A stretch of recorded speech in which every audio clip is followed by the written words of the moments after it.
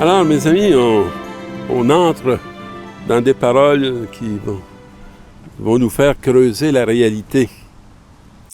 La première lecture est tirée du livre de la sagesse qui va nous parler des trésors de la sagesse. J'ai prié et l'intelligence m'a été donnée. Quand j'étais à l'école élémentaire, chaque année, lorsqu'arrivait le temps des examens, je priais pour ne pas redoubler. Et j'avais l'habitude d'aller allumer un cierge, un lampion à l'église, quand j'avais reçu mes résultats, parce que je passais.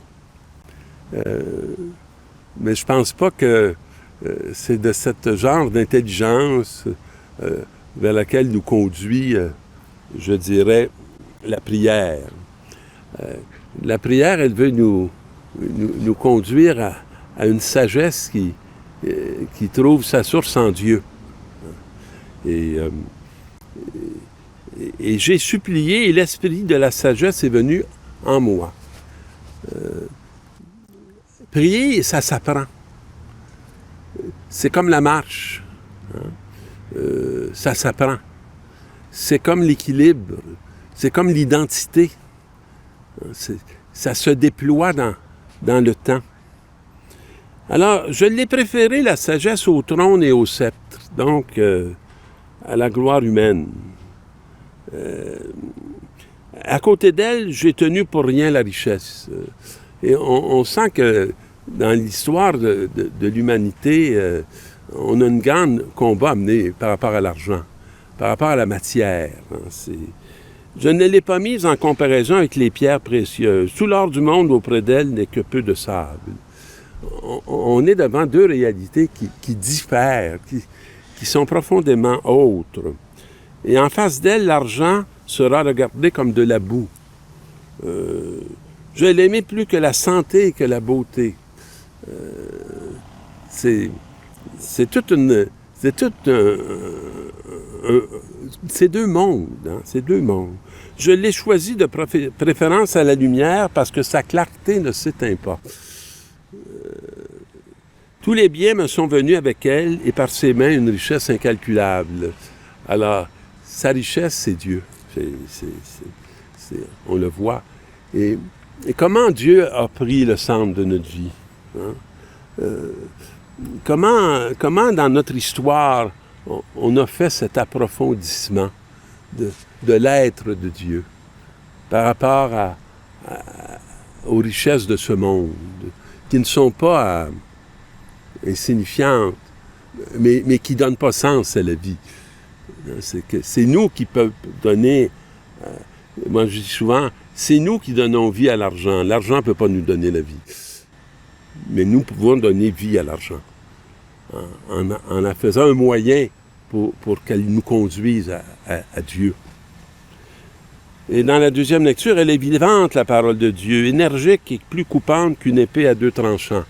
Alors, être capable de trancher entre le bien et le mal, à savoir où se trouve le bien, où se trouve le mal. Et cette parole qui nous est donnée, elle est vivante parce qu'elle nous rend aptes à trancher plutôt que de jamais savoir, ce qui est un grand défi pour notre génération actuelle. Elle pénètre au plus profond de l'âme, puis jusqu'aux jointures et jusqu'aux moelles. Et elle juge des intentions et des pensées du cœur. Alors, on appelle ça la conscience, hein? Une pleine conscience. On entend souvent quand des gens sont interrogés sur des actes qu'ils ont posés, ben je savais pas. On est rendu à 50 ans et on ne sait toujours pas. Comment ça se fait qu'on ignore parce qu'on n'est pas éclairé du dedans? Elle juge des intentions et des pensées du cœur. Pas une créature n'échappe à ses yeux. Tout est nu devant elle, dominé par son regard. Nous aurons à lui rendre des comptes. On appelle ça la responsabilité. Hein. On ne peut pas évoquer « je ne savais pas ». Qu'est-ce que tu as fait pour savoir? Hein? Puis, Jésus, il vient jusqu'à nous. Puis il y a bien des chemins que Dieu peut prendre pour venir jusqu'à nous. Et là, dans l'Évangile, c'est la parole du jeune homme riche. Jésus se mettait en route quand un homme accourut vers lui, se mit à genoux et lui demanda « Bon maître, que dois-je faire pour avoir en héritage la vie éternelle? » Alors, il y a deux choses qui sont mises ensemble là, dans le début de ce texte-là. Que dois-je faire pour avoir? Alors, là, on est dans un désir de possession, avoir. En héritage, la vie éternelle. Et là, Jésus va lui poser cette question fatigante. Pourquoi m'appelles-tu bon? Veux-tu m'adoucir, m'amadouer? Veux-tu que je te rende ça facile? Non. Dans le fond, suis le chemin de Dieu. Suis la volonté de Dieu. C'est ça qui va te donner d'être dans la sagesse. Tu connais tous les commandements. Puis là, le jeune homme va lui répondre, je les ai observés depuis ma jeunesse. Alors, il s'est mis à l'école. Il a posé alors son regard sur lui et Jésus se mit à l'aimer.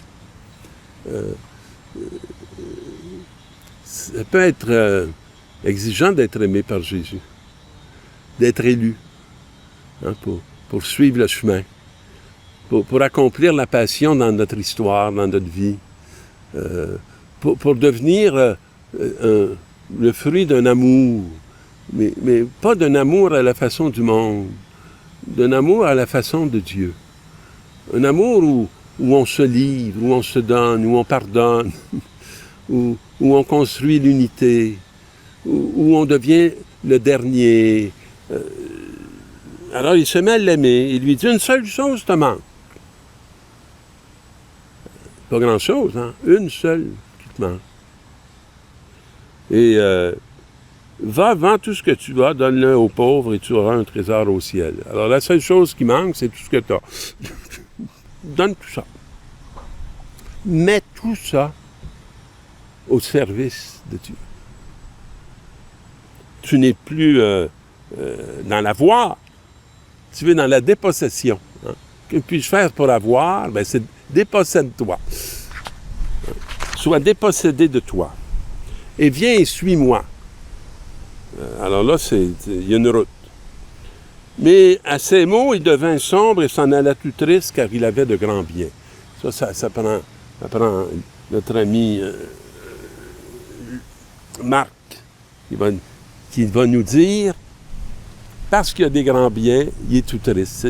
Il y a des contrastes dans cette parole-là extraordinaire. Est-ce que, dans le fond, ma tristesse, c'est ma richesse? Est-ce que je possède mes biens ou je suis possédé par mes biens? Ou est-ce que j'ai une obsession d'avoir des biens? Alors, Jésus regarda autour de lui et dit à ses disciples, « Comme il sera difficile à ceux qui possèdent des richesses d'entrer dans le royaume de Dieu. » Les disciples étaient stupéfaits de ces paroles. Jésus reprend. « Il est plus facile à un chameau de passer par le trou d'une aiguille qu'à un riche d'entrer dans le royaume de Dieu. » De plus en plus déconcertés, les disciples se demandaient entre eux, « Mais qui peut être sauvé? » Alors Jésus leur répond, « Pour les hommes, cela est impossible, mais pas pour Dieu, car tout est possible à Dieu. » Alors, Dieu fait l'impossible pour nous sauver. Nous, on n'est pas capables. On ne sauvera pas avec l'argent, on ne sauvera pas avec nos talents, on ne sauvera pas avec rien de ça. Non, le salut, on ne se le donne pas, on l'accueille. Et Dieu est déterminé. Il est déterminé à sauver l'humanité. Alors, voilà que nous avons tout quitté pour te suivre, Jésus déclara, je vous le dis. Personne n'aura quitté à cause de moi et de l'Évangile une maison, des frères, des sœurs, une mère, un père, des enfants, une terre, sans qu'il reçoive en ce temps déjà le centuple. Alors, notre ami Pierre, il dit, on a fait ça, on a tout quitté. Qu'est-ce qu'on va recevoir? Qu'est-ce qu'on va avoir? Puis, et là, Jésus lui parle de la réalité du royaume, des frères et des sœurs, je dirais en Jésus-Christ. Et parfois, moi j'ai des amis qui ont fondé des communautés, pas nécessairement religieuses, des communautés de foi. pour lesquels ils ont travaillé bénévolement, ils ont même quitté leur emploi, ils ont mis toute leur vie au service de faire advenir la dimension chrétienne au cœur de la vie de gens qui n'avaient jamais entendu parler de Jésus. Et on voit comment ils sont soudés à leur communauté. Pas des frères de sang, mais c'est des frères dans le sang de Jésus-Christ. Et dans le texte, il continue en nous disant « Avec des persécutions et dans le monde à venir, la vie éternelle. » Alors, pour moi, cette petite incise, avec des persécutions, parce que l'œuvre de Dieu, elle ne peut pas se faire sans qu'il y ait cette persécution. Mais à venir, la vie éternelle. Alors, on n'est plus enraciné dans la vie temporelle, on est enraciné dans la vie éternelle qui est déjà commencée parce qu'on appartient au royaume. Je vous souhaite de trouver ce royaume qui est le nôtre, qui est aussi le vôtre, tout près de vous, parce qu'il veut nous sauver. Amen.